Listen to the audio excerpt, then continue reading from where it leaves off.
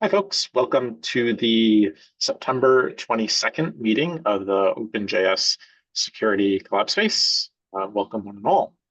So let's jump into the agenda. So, Ulysses, I see you have a couple things here. And if you want me to click on any links and share a screen, I'm happy to do so, or you should feel free to share a screen if it's helpful. Yeah, sure. There is one, I think I have three topics. I think the first one is the review the nomination for Rafael to the CNA. I think I got like a bunch of approvals on the PR already, but just to like fully form the formalization. Well, we don't have this documented, but assume like doing this while recording also is an important step. So basically, yeah, I think nobody's against this idea. So yeah, if we are happy with this, we can just merge it, I think. Yeah, agreed. Congratulations, Raphael, and welcome. Thank you. We have to send you the OpenJS CNA hat that you get when you serve on it. Oh yeah, please. The socks as well. Yeah, and the badge. You get the little sheriff badge. You got to replace the Yankee hat, Rafa. Yeah, I need. That's a good one. Yeah, I think also there are like two topics. We can review those in different order. One is about the incident response plan for the foundation. The documentation in progress has arrived to a good point, I think, to just move from draft to official PR, and let's see if we can discuss some of the pending topics from few of you. I mean, not everybody here is in the call today, but yeah, there are like some open topics, but I summarize them in like the link. And I think the other one is about the potential rephrase of the CNA section that we have on the security MD, which in Fastify we did a rewarding a little bit. So instead of being like an escalation, become like a secondary point of contact, and also specifies a little bit what to expect from the CNA in terms of it's not like like a shortcut or something. It's just a fallback process, right? So maybe it's not super well documented on the security MD, but yeah, that was so far the only project that complains. But yeah, maybe worth to do like some research on rewarding. Those were my two topics. I mean, is there anything worth going through while we're all here? I think we can work on those offline, I think, because yeah, for the security MD, I think half of the project have updated, the other half doesn't yet. So probably we can get more feedback on that one. And the other one about the Foundation ARP, if we are happy with the current draft, I just suggest to move from draft to official PR. Let's see if we can get more engagement, and also if we can get some extra eyes on the last pending topics, which has been, I think, not very controversial, but I think some of those might require some online discussion, probably, or not, depends. Yeah, I think depending on the state of the document. Right. Okay. Yeah. So are any of the top, based on what you just said, I'm assuming that none of these are blocking merging this. Is that I right? think not at all. One was like the sorting by category stuff. I think that's can be done after. I think Mm-hmm. also like how we can communicate and coordinate and so on might be included, might be not. I don't know. We can do an iteration as well. I don't know. It feels like after the NPM incident last week, we get a better idea on how these kind of things happen recently. So that might be a good option for us to review this policy and see what happened, because basically what happened last week was like a happy path for us in terms of something happening in the ecosystem, and we try to bring all the people together in the same space and have a discussion, which happened last week, right? So I think that's a good way of how this can be done. It's true that we didn't designate it like an official coordinator and all this stuff that we have on the ERP, but the Yeah. final process was there, right? So maybe it's a good opportunity to do some work async and review the current proposal of the policy and see if we can simplify or reward or just add some stuff based on the last experience. Yeah. I mean, I would be a fan of doing a merge and then we spin off these as like um, issues to be addressed in future revisions. And when I say future, I don't mean I mean very near future. Yeah. Does anyone disagree with that? Like, anyone think we should wait? Yeah, Wes. I don't think we should wait. It just my hand raised at that moment. I was just trying to browse through it because I hadn't fully read it yet. But I'm wondering longer term. So show it like talking about last week as an example here. Mm-hmm. If we're going to designate somebody to basically lead response, that person that like implies basically having a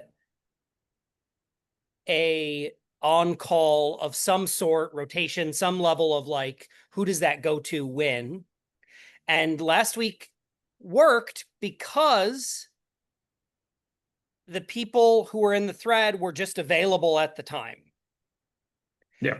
And for most of our projects, we have private, disclosure policies and all these things that make it so that you don't have to have that, right? Like that's specifically what those practices are trying to avoid, is having to have somebody on call ready to respond and coordinate.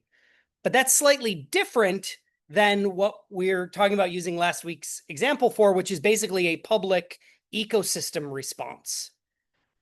And so I just want to make sure those don't necessarily get conflated. They're kind of two separate things. And so just, I was trying to read through really quick, but I don't think block, but like that's one thing I would love to dig into a little bit more, maybe later then, is like, where's the difference between, the private disclosure, traditional stuff, and then the like, this is a fire, we kind of gotta sort this out, immediately, right? Like having some differentiation there, I think would be really good and help people understand that that kind of thing is hopefully an outlier first, but also not necessarily like, if they go to read one of these docs, they should know that they should be able to slightly tell the difference, right? Because if that person had read a doc and said you should privately disclose, like we actually would have been in a much worse case than we would have because of what they did, which was basically publicly say, something's wrong here, right? So like there's cases where we want people to be like, no, this is not a like, oh, I found a vulnerability. This is a active malware campaign. Like we just need to make sure we like fully make clear whatever our docs say, differentiate those two cases. Yeah, that's a really good point. I hadn't really been thinking about that. And I think you're spot on that. We don't want to require anyone to be on call, right? These are open source projects, so that's a big no-no, right? Like we're not staffed to be on call either. So we don't want to do that. And I think you're right. There is a difference between like an issue that's privately disclosed for a particular project or something that's affecting or impacting the entire ecosystem. And we want everyone to sort of know about it. So that's a really important call out. Yeah, we're not staff, but in a way we're partially staffed with our Alpha Omega staff to provide, within, I'd say 12 hours, some sort of response, I would think, or acknowledgement, just like we do with code of conducts or anything else, right? That happens. So yeah, I think it's something achievable in terms of acknowledge plus a basic triage, at least to know what to expect as early as early options, right? Yeah, because I think the key here is like everything that is not covered by the project own teams, security own teams stuff falls into here, right? Like this can be like something specifically that happened to an individual maintainer project or something that happened to all of us at the same time, which was the NPM last week example, right? So I think also for large events, like the last one, maybe the people will jump into this because it's become like an urgent thing. So you basically drop your own stuff and you start to working on this, which what basically happened last week. So informally, we were like all kind of on call during the incident kind of thing, right? And discussing and so on until the people were clear. But I think like having someone to having one person that is coordinating us to understand what has been validated, not validated, next step, and what's going to happen might be super useful. Because I remember, for example, we have some discussions in Slack about EDA's extensions and stuff like that, maybe get affected or not, and was like not validated later on. So these kind of things might be a good option, like having one person doing this. But yeah, I think that's the main thing here, like how we can bring resources and networking that we have into something that's going on, right? So yeah, quite informal, but yeah, I think part of the Alpha Omega can be also supporting this. I think no problem. I mean, if we set some realistic hours, maybe like in one working day or something, that might be a good option. I think it's yeah, and having like I mean, 4 of us or something like that. I mean, some of the staff members plus Alpha Omega team might be a good option, I think. Yeah, and quite realistic. Yeah, probably not in Christmas and stuff like that, or super big holidays and things like that. But yeah, also we are in different time zones, so that give us some better coverage. Yeah, agreed. Okay, so yeah, I think in a V1.1 of this, we can address the different types of incidents and what our response looks like for each. Just these two major ones, yeah. And can you maybe tag Kylie into that as well, just for any comms? Yeah.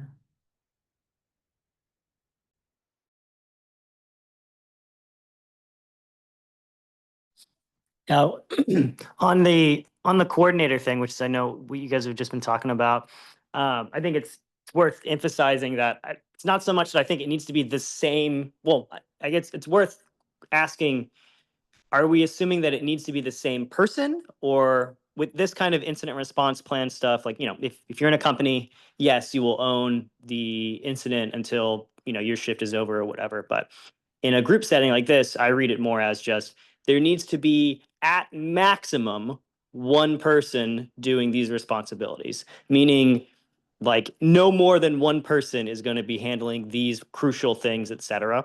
And that could potentially be passed off as people come on or offline or whatever.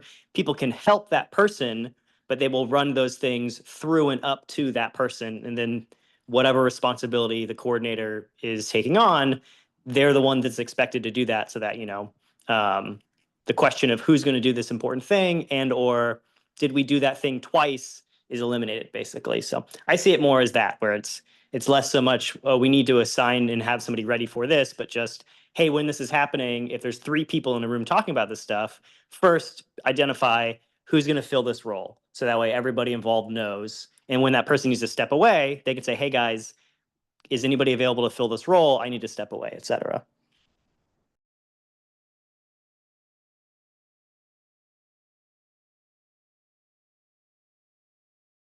I can leave comments on the PR about that too. But yeah, I like thinking about IRP stuff, but that's how I see those kinds of coordinator roles. Is everyone feels better when they know that one person is the one holding the feather, so to speak.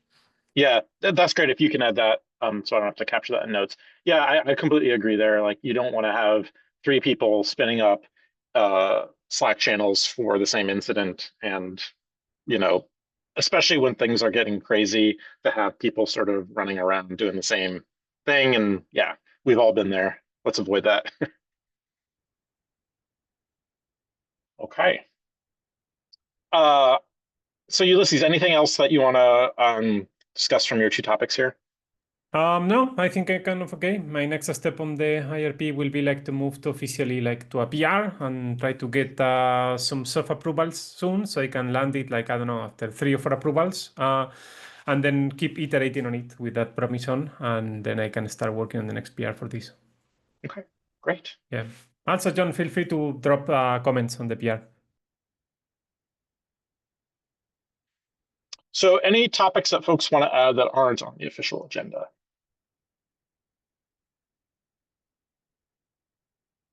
John, Wes, Rick, anything from your side that you want to discuss?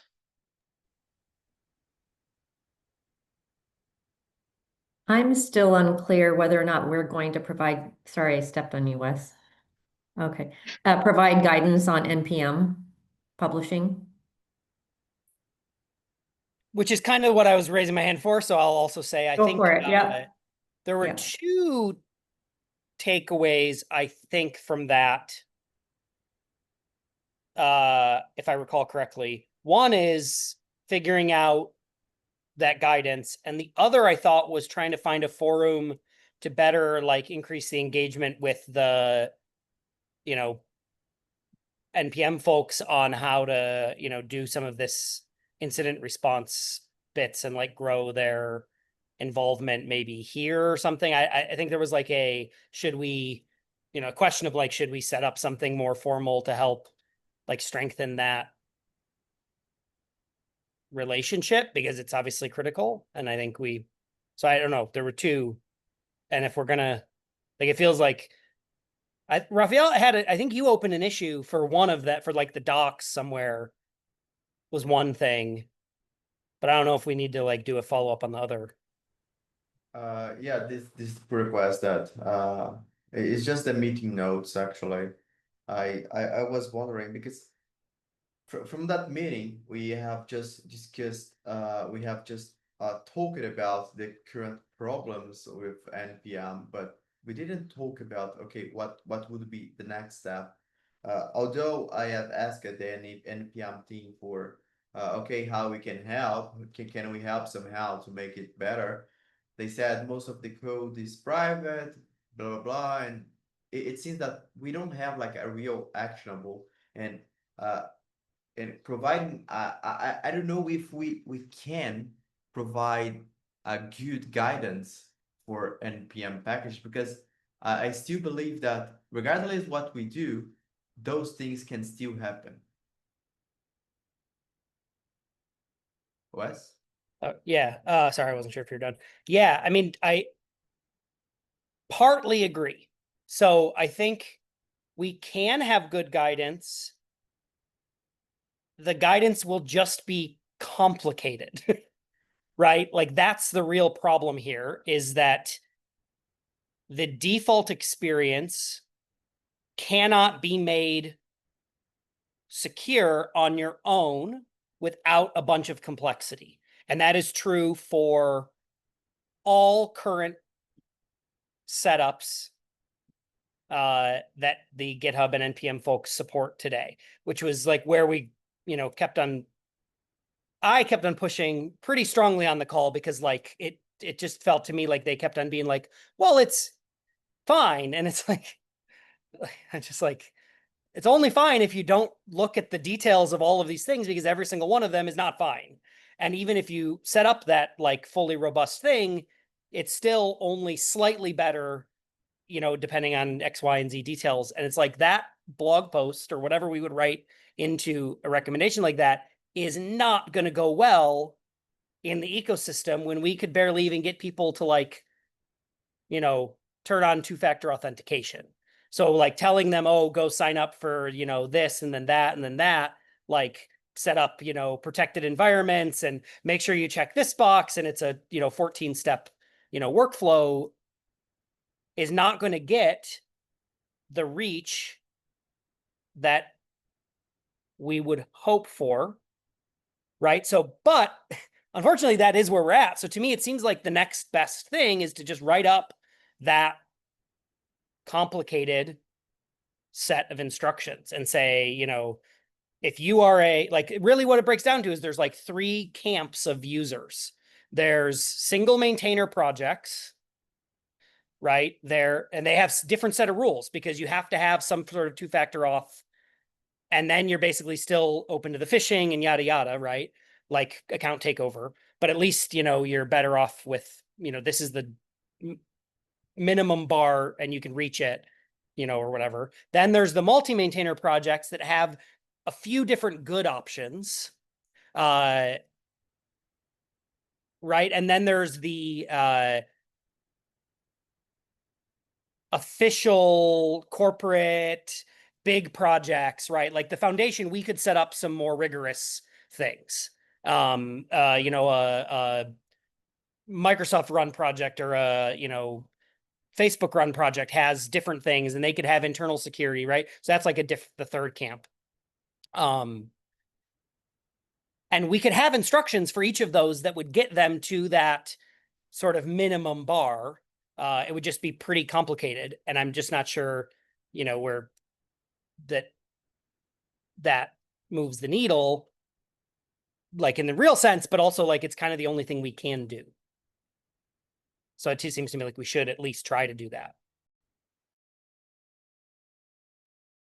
Yeah, I think I agree with you, Wes. I think it's going to be tricky if we try to solve this from guidelines because it's going to be too complex. Which is kind of okay, but the problem with this is like we will ask the people to move to these more complex workflows, which might impact them heavily in terms of making this change because it's not the same maintaining one library to maintain like 100 libraries and then change every process and so on for this. And then a few weeks later, hopefully we can ask them to just move to this new out of the box working thing. So forget about the all complexity from the past. It was the start trial. So I think that's going to be a bad perception of the from outside. So that might impact a little bit credibility from us in the sense that the NPM team specifically ask us for helping them with a cultural shift on the community, which I think is important. So basically, what we try to do and what we tell to others to do might have a better impact. And I think that's a key role for us. So if we ask them for going to super complex stuff at the beginning and then move to something more simple later on, that might be tricky. I think maybe we can use this time to try to build a better relationship with the NPM team and try to anticipate when they are going to have these features available, hopefully, but not promising publicly because that will reduce the pressure from them. But then we can work in parallel with all the, communication stuff. So when they are ready to ship these features, we just straight away, we are ready to start working on the cultural shift and so on. Because otherwise it's going to be tricky. And the example of the second factor authentication they saw, it was very clear for me as well, like how tough sometimes decisions that are quite common already are hard to do at the scale of NPM. So our cultural role, I think, is the most important piece here. But yeah, investing a lot of time on complex guidance might not be a good option. That being said, our how to publish NPM packages from the security point of view guidelines is now kind of updated. It will remain updated as well until NPM is ready to change features. And one thing that we received the feedback were the only thing they asked us to do is basically whenever we release a new feature, please provide feedback, and please, if that's working, advise that. Try to spread the word to other maintainers so they can switch switch from the legacy methodology to the new one, so we can test, improve that right away. We understand that sometimes the new feature is not even close secure to the legacy one, but I believe they are trying to increment that, and I believe that's the only way we could help on that front. That's basically what I understood from that call.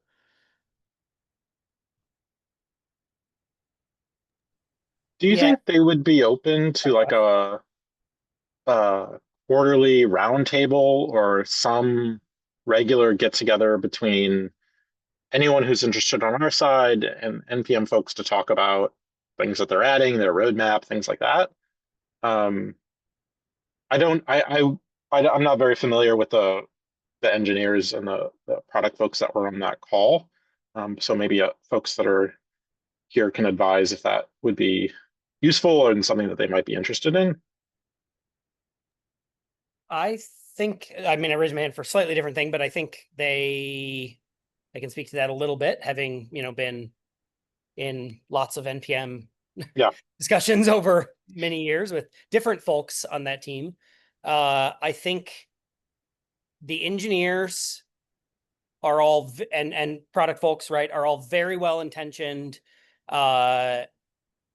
and would love to make that a healthy thing. And I have heard through many whisper network type conversations that it is not supported by leadership. Okay.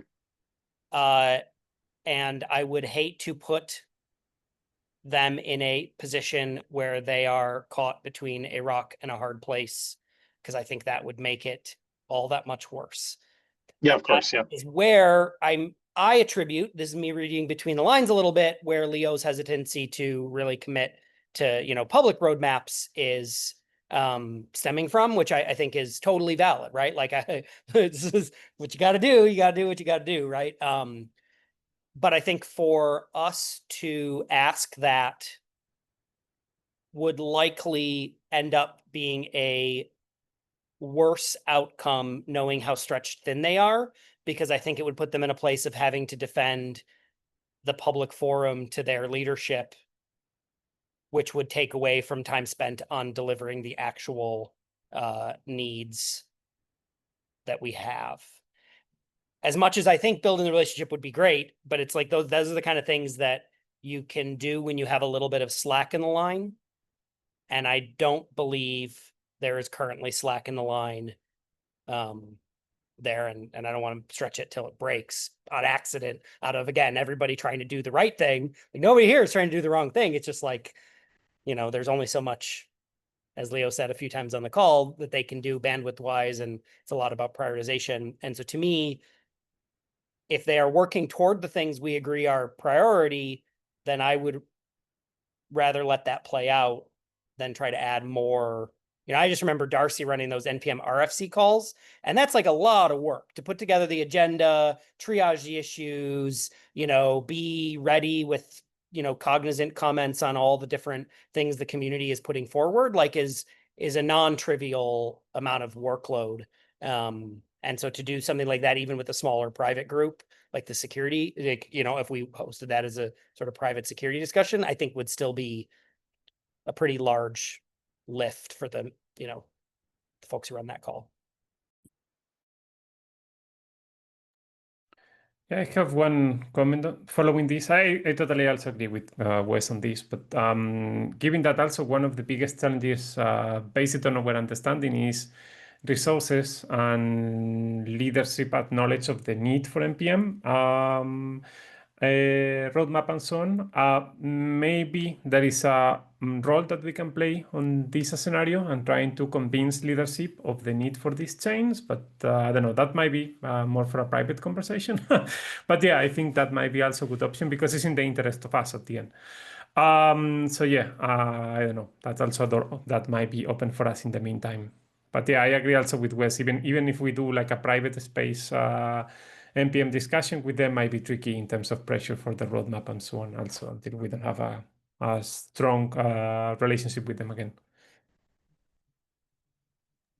Yeah, We that are- makes sense. Yeah. Oh, sorry. Go ahead, Robin. We are having conversations with the leadership, and we do have support from our board reps as well in that front. So just make sure that we have the right message to carry to them. I've heard it loud and clear. Yeah, resources, prioritization, security. And I'm happy, like if they want to reach out to us when they are ready or when they have the Slack, we'll do everything we can to help coordinate and provide that feedback. But yeah, it sounds like there's consensus that we won't add them to a quarterly invite at this time. So I wanted to go back to the NPM guidance and just see if there's consensus on if we want to do something, if we don't want to do something. I just wasn't sure based on the conversation we had so far. I will just say I am doing something because I signed up to do a summit session on this. So for that summit session, one way or the other, my hope is to have 3 example setups on public repositories that we can point to and share as, how they're set up and why those setups are reasonably secure. So if one way or the other, I'm going to do that because that was when I made that session. I was like, look, we got to have this for Express probably anyway. I know Jean he demoed one of those ways. So I was basically going to take that way and with a few changes because I think I haven't checked in yet to see if he submitted the proposal. We wanted like a doc. This is part of our STF funding. So like, we wanted a doc and then we were going to do some review and stuff. So I was going to translate that into one of them. for Express, and then I need one because I have a couple of projects that I just never did these setups. I just still do the secure local publish.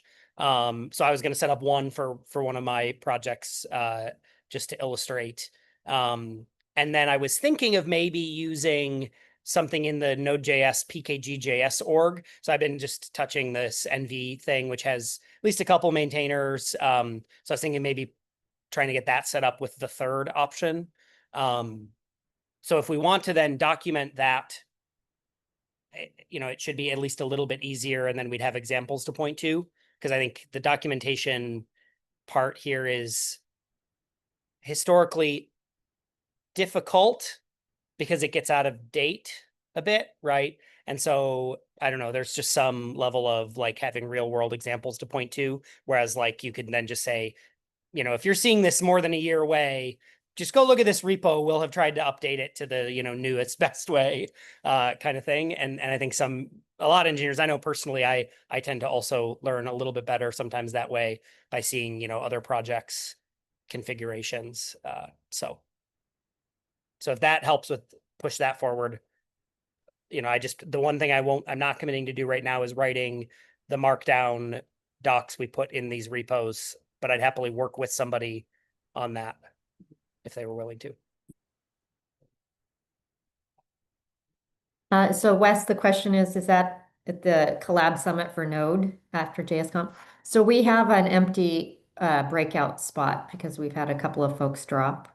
So why don't we move or at least duplicate it to a main session so it's recorded? I think that's a very cool idea. How Okay. do you mind sending me the details just so I know? I had purposely not volunteered to do anything for the main event, but I'm, happy to be wrangled into it if it is. Okay, I will wrangle. I will send you the details. Okay. Okay. Yeah. You're just voluntold. Right. I mean, if it's, especially if I can get some folks to help, just a little bit work on it with me, I'm happy to do that, because I think this is, an important and timely topic. Is it like a 4-hour, is it like a workshop, or is it like? No. Oh, No, okay. it's a breakout session. And Yeah, can I you just don't do it remember what the can you details do are it of in 30 those. minutes? Oh, yeah. Okay, cool. That perfect. That's easy Okay. then. Yeah. Okay. Yeah. All right. Done. Booked. Sign me up. All right. Thanks.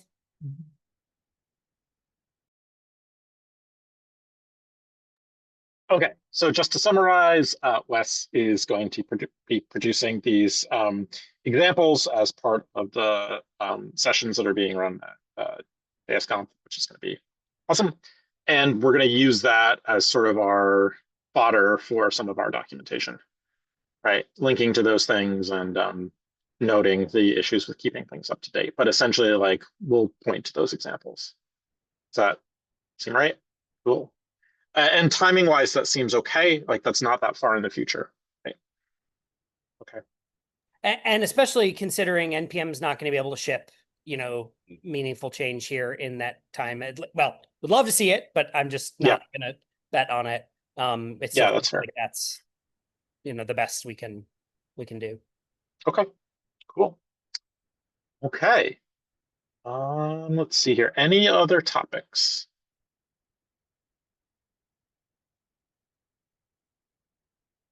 Okay, if no one's raising their hand, we will adjourn. Okay, thanks everybody. Good to see you, and we'll talk soon. Thanks, Thanks, care. everyone. Bye. Bye. Bye.